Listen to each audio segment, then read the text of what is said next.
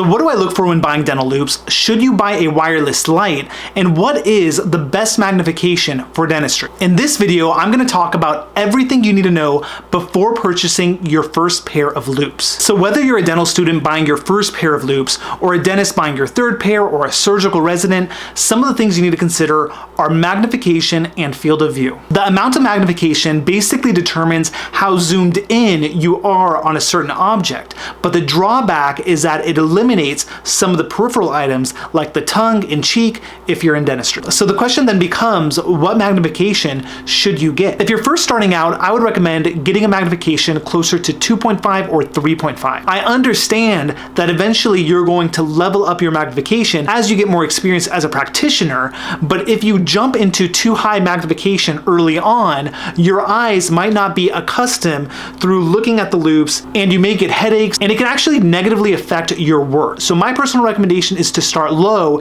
and graduate onto higher magnifications as you need it. Now, there are loupes that go upwards of 8x or 10x magnification, and that's incredible, especially if you're doing detail-oriented work, like bonding work, like root canal work, things like that. But that can be a problem because at that level of magnification, any movement that you do with your head can cause these vibrations. It can make it so that it's not very clear when you're working. And at that point, why not consider just getting a dental microscope, which is very high powered, it's stable, and you're gonna get a more crystal clear image. Now, I've worn different loupes from different companies, but currently my workhorse is the Designs for Vision through the lens loupes. Now, I really like my Designs for Vision loupes because the expanded field of view, which allows me to see peripheral items when I'm doing dentistry. And they have the expanded field of view option for a variety of magnifications, which is nice because if you want a high magnification, you don't have to compromise on limiting your field of view, which personally affects the way I do my dentistry. Okay, so what about the level of magnification,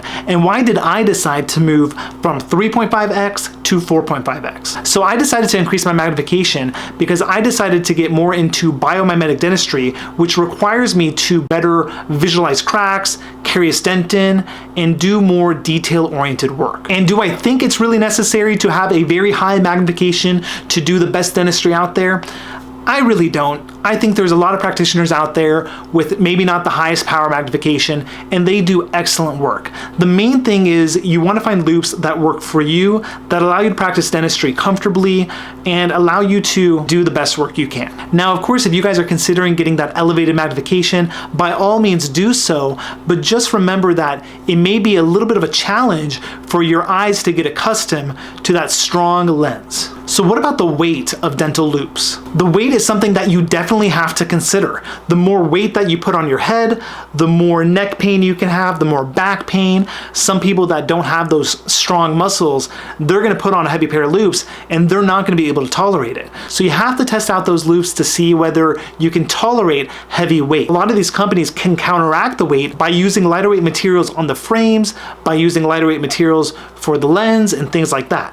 A lot of these companies can counteract this weight by having a steep declination angle so that you don't have to tilt your head down while working. Because the more that your head is tilted down with that heavy weight, the more neck pain you're gonna have and the more back pain you're gonna have. So for whatever company that you're considering, I would definitely just ask the representative what is the lightest weight option out there, and they will tell you the options that make the most sense. Another major consideration is, should you get through the lens loupes or should you get front lens mounted loupes? So through the lens loupes are physically attached to the frame and they don't move. It's one rigorous piece. Front lens mounted loupes are connected to the frame, but they can be disconnected. The biggest benefit of the through the lens design is that it's all attached as one piece. So if you throw your loupes to the side or you're moving it around or whatever, it's less likely for things to come out of alignment and basically ruin the way that you're seeing things while you're doing dentistry. And the biggest negative is that the declination angle maybe can't go as steep as what you would like it to. Now, the biggest benefit for the front lens mounted loupe is that you're allowed to have a steeper declination angle and you can change out the magnification as you see necessary.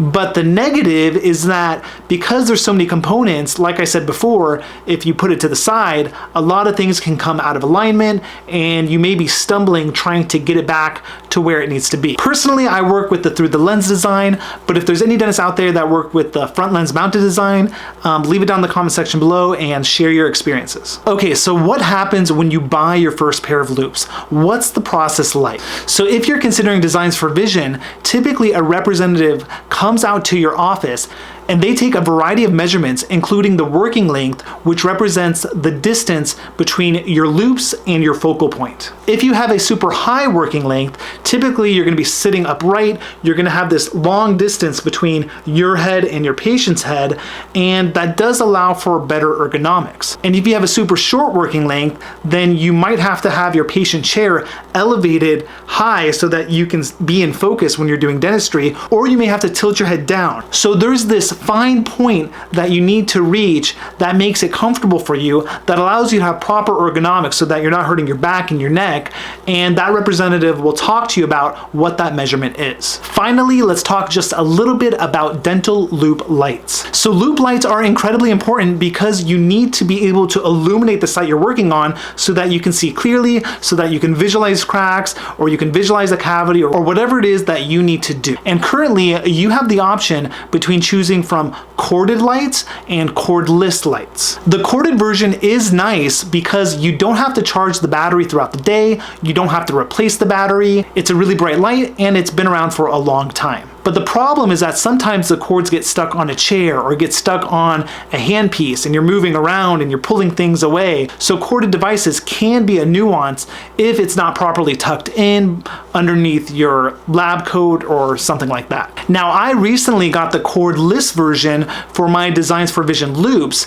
and it's actually really nice because there's no cords to mess around with. The light is really bright, and the only nuance is that you do have to change the light every so often so that it doesn't die on you. But I've never had a problem of getting up out of my chair while I'm seeing a patient to change the light and to finish the procedure, unless I'm doing major restorative work. So it's actually hard to give a recommendation as to whether to get the cordless or the corded version because their benefits and negatives are very similar to each other. So I want to thank you guys once again for taking the time to watch this video, and I hope it gives you some insight before purchasing your next pair of loupes. Thank you to Designs for Vision for sponsoring this video, and I'll definitely see you guys for the next one.